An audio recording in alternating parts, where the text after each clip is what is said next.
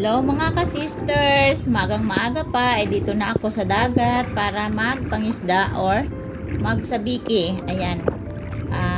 Sana makahuli ako ng marami at makalibre naman ako ng pangulam dahil yun na lang lagi ang aking rotation sa araw-araw na pagdating sa kusina ay kailangan makalibre ako ng maiulam namin dahil napakahirap talaga sa sitwasyon namin dito, lalo pat El Nino ay kung hindi ka maparaan ay talagang mauubusan ka mga kasisters. Kaya ayan, sa unang paghulog ko mga kasisters ay nakahuli ako ng ayan, isang pirasong galunggong. Yan, galunggong ang nakuha ko mga kasisters. At sana nga na habang hinuhulog ko yung kawil ay naisip ko na sana nga marami ang mahuli at ito na nga yung pangalawa kong batak na isda. Ayan, galunggong ulit. At habang hinuhuli ko yung isda mga ka-sisters, naisip ko pag marami itong nakuha ko ay ibibinta ko rin ng iba at ipapalit natin ng kakaibang ulam na naman kasi bira lang kami makakain mga ka-sisters yung mga binibili katulad ng karne kasi medyo may presyo kasi yon. Kaya naisip ko kapag nakahuli ako ng maraming isda ay ibibinta ko din siya ang kalahati at ibibili ko ng karne para kahit papaano ay may malasap din tayo na ibang lasa pagdating sa kusina, lalo pat paborito ni Hana at ni Aya ang adobo. So ayan, pero kung ano lang yung mahuli ko mga ka-sisters, yun na lang talaga ang aming iulam at pag-isipan ko kung anong pwedeng recipe o menu na medyo masarap-sarap naman. At dahil loaded na lang talaga tayo lagi sa sinabawan. Ayan, lagi talagang sinabawan ang naiulam namin at may kunting gulay. So medyo nakakasawa din. So mag-isip na naman ako ng kakaibang luto para kakaiba na naman ang aming magiging ulam. So ito mga ka-sisters yung isda na manitis na nahuli ko. Yan, para siyang bisugo. Ang masarap dyan mga ka-sisters ay yung pinaksew sa kamyas na tuyo. Pero pag konti lang naman ang huli ko ay simple lang ang lulutuin ko. At ito nga, tapos ko mahuli yung manitis ay nag-decide na naman kaming umuwi dahil tanghali na mga ka-sisters at talagang kaunti ang nagpahuli sa akin at yun na lang talaga siguro ang laman ang dagat. Wow. Ayaw nila sa kawil ko. So ayan, makontento na lang talaga ako kung ano yung magiging huli ko mga ka-sisters. So ito nga pala yung huli ko na isda. Ayan. Wala pa sigurong kalahati o may kalahating kilo. Pwede na yan mga ka-sisters. At titingnan natin yung huli ni Milin. Ayan, dahil naging kasama namin si Milin. At marami pang nakuha ni Milin sa sabiki. At ito naman kay Eric. Yan. Alos pare-pareho lang sila kasi isang bangka lang yung sinakyan nila. At talagang sila yung gusto ng isda. Dahil sa kanila dumapo yung mga ibang isda. Ayaw sa akin. So ayan. Maganda yung isda na nakuha nila. Bisugo. May matang baka. Ayan. At saka meron din sila yung galunggong. So at ito naman si Milin tulala dahil talagang hindi maiwasan ni Milin na mahilo. At laging nahihilo yan mga ka-sisters dahil sa panahon dito sa amin ay hindi pa talaga totaling kalmado kundi napakalakas pa rin ang dagat at alon dahil nga nung isang araw ayan nabalitaan nyo rin na ako ay nalunod. So ayan, at ito na yung aking kapalaran siguro pag nalunod ka, kailangan mong umahon lang. Ganyan lang sa buhay, pag nagdapa kailangan talagang bangon ulit. At dito na tayo sa bahay kubo ko din at ayan, nag-decide na akong lulutuin agad dahil talaga namang wala kaming ulam dahil yun nga yung nalubog ako ay sus ko po ang aking isda ay naubos talaga na matapon. So ito, naisipan kong iluto yung isda sa kakaibang recipe mga ka-sisters at lilinisan ko muna siya bago ko siya piprituhin. Ayan, bibiakin ko siya sa likod at mas masarap kasi na kapag pinirito yung isda ay biakan sa likod para manuot yung lasa ng asin. Ayan. Matapos ko nga pala itong malinisan ang mga isda mga ka-sisters ay tulad ng dati na hugasan, aasinan, ganyan talaga ang kapalaran ng isda. Matapos na malinisan at hugasan ay iluluto na naman. So, pabalik-balik na lang lagi. So ganyan naman ang buhay natin kung minsan dito lang sa loob ng bahay laging pabalik-balik, lalo pat ang mga trabaho ay talaga namang pabalik-balik. Maghugas ng pinggan, kakain, tapos magluluto. Ganun na lang lagi. At ngayon ay piprito ko yung mga isda, mga ka-sisters. Dahil ang naisip kong recipe dito sa isda na to ay sarsyado. So, ito yung proseso ng pagluto ng sarsyado. Yung ipiprito mo na daw. Ayan. Bali, nagtingin-tingin din ako sa internet kung paano i-upgrade yung sarsyado. Dahil ang alam ko lang talaga ay prito, tapos lagyan ng itlog, yun lang. Nung nakita ko sa internet ay ganun lang din ang kanilang proseso. So, talagang halos pareho lang kami ng recipe. Kaya ito yung gagawin ko para kakaiba na naman yung aming panglasa sa aming ulam for today. At ito nga pala, habang piniprito ko yung isda mga ka-sisters, ay talaga namang maraming hugasan. Itong kaldero na napakaitim.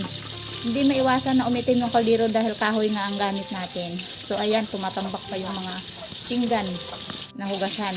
At ito nga, baliktadin ko muna yung pinirito. Pero yung hugasan ko ay hindi pa rin tapos mga ka-sisters. Kaya tuloy ang trabaho ng isang nanay. Kailangan mag-double tasking ka pagdating sa trabaho ng bahay. Dahil kung hindi natin dublihin ang ating trabaho o katawan sa trabaho, halos isa lang yung matatrabaho natin maghapon. Kaya para maubos yung ating gustong gawin, ay kailangan talagang dublihin natin yung ating kilos para matapos yung mga trabahong bahay. At ito nga ang panglas na pagprito ko mga ka-sisters, dahil ang iba ay tapos na rin. At ito na lang ang litera. Pagkatapos nito ay, ayan nga, bumalik ako sa paghugas ng pinggan. Dahil yung kinainan namin nung umaga mga ka-sisters ay ito pa rin. Dahil si Hana nga ay may kunting masamang pakiramdam. Kaya ito na ang aking gawa dito. Yung parang ako na ang nagkawil, ako pa rin ang naghugas ng kaldero, pati pinggan, lahat na paglilinis. So, ayan talaga siguro ang kapalaran ng nanay. At ito nga ang ating pangsahog sa ating isda dahil sarsyado nga. At mayroong konting kubo ako dito na ayan, may ngitlog yung mga native kong manok. At napansin ko nga na marami na pala silang itlog dyan. So ang iba, natatawa ako dahil yung aking isang pugad ay hindi puro itlog, kundi puro ipot na ng manok. Ayan. So, nagkuha lang ako ng 2 piraso na itlog or 3 na nagdagdag ako para hindi naman masyadong puro itlog na lang. Dahil ayaw ko sa sarsyado mga ka-sister na puro na lang itlog. Nakikita ko, mas gusto ko yung medyo lamang ang isda. Yan, dahil talagang hindi ko masyadong bet yung itlog. Yan. At ito nga, dahil sa sobrang init, mapapansin nyo yung itlog na hinahalo ko ay medyo may kunting dugo na dahil hindi naman nalimliman niya ng manok, kundi talagang sa sobrang init dito mga ka-sister ay para na rin na incubator. Ayan, na incubate yung itlog kaya medyo may kunting dugo yung itlog. Ganun pa man ay hinalo ko pa rin dahil pwede pa yan. So ito na yon ang aking unang ginawa. Nagisa ako ng mga ingredients, sibuyas, bawang at kamatis. At pinatuyo ko siya ng konti bago ko siya nilagyan ng sabaw para naman yung kamatis ay medyo durog-durog at talagang doon pumunta ang lasa sa sabaw. At para pag nilagay ko na yung itlog at isda ay talagang malasang malasa na dahil sa kamatis pa lang ay talaga namang ulam na mga ka-sisters. Medyo ang lasa niyan ay maasim-asim yan dahil sa kamatis. At ito nga ang paraan ko mga ka-sisters sa pagluto ng sarsyado. Yung nilubog ko muna isda sa itlog para kahit papaano ay yung itlog ay bumalot doon sa isda bago ko siya nilagay. Pero hinalo ko pa rin yung itlog doon sa kawali sa niluluto ko. Parang ganun na rin. Parang minikos-mikos ko na lang. At marami pang paraan pero isa na lang ang pupuntahan ay yun. Sarsyado pa rin ang kinalabasan dahil nga ay tanghali. Ayan, ang hitsura ng aking pagluluto ay talaga hindi na mahitsurahan dahil sobrang init. At saka yan ay medyo pantayo sa init. Medyo nagtago yung camera sa init. So ito na nga mga ka-sisters yung ating sarsyado para siyang pancake na muntik na maubusan ng sabaw pero may sabaw pa rin yan mga ka-sisters. At nalasahan ko na yan dahil natimplahan na. Sobra namang sarap na rin. So ito na nga ang pagpasimula ng pagkain namin ni Aya. Hindi mo na siya kakain. Dahil si Hana ay nagkaroon ng diferensya. Ano yan? Dahil nung gabi mga ka-sister, si Hana ay na-heat dehydration. So, muntik na siyang ma-hospital. So, sa tulong naman ni God ay gumaling agad. Dahil talagang umasa tayo kay God na siya ang magpagaling dahil wala tayong pong hospital. Sobrang init dito sa Pinas. So, sa sobrang init mga ka-sisters, ayan si Hana ay na dali ng heat dehydration. So, suka siya ng suka. Suka ng suka. Muna si Aya. Oh, mag-pray muna. Lord, maraming salamat po sa pagkain. Maraming salamat po sa maraming huli. Marami, Ged. Nakaya ng timba. Kaya nito. Kamuti din. Ano, kamuti ka din? Nagkuha ka ng kanin, tapos may kamuti ka din pala. Oh! Ay, kain na ako. Sarsyado. Galunggong. Sarsyadong galunggong. Yun.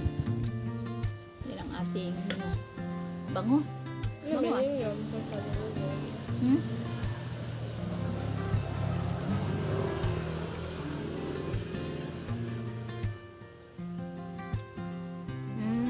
Pwede. Okay.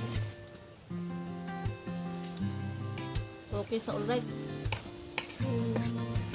Sarap din ka. Okay.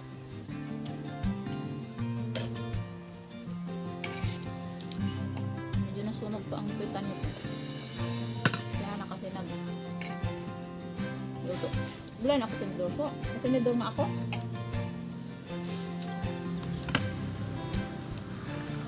Isda ko naman. Kain tayo mga ka-sisters. Sa mga magtitipid dyan. Tulad sa amin. Ito na, isang ulaman lang. Pwede na. Lagi na tayo nakakatipid sa sabihin, no? Mahirap kumastos pag wala kang gastusin. Pagod lang yung kailangan.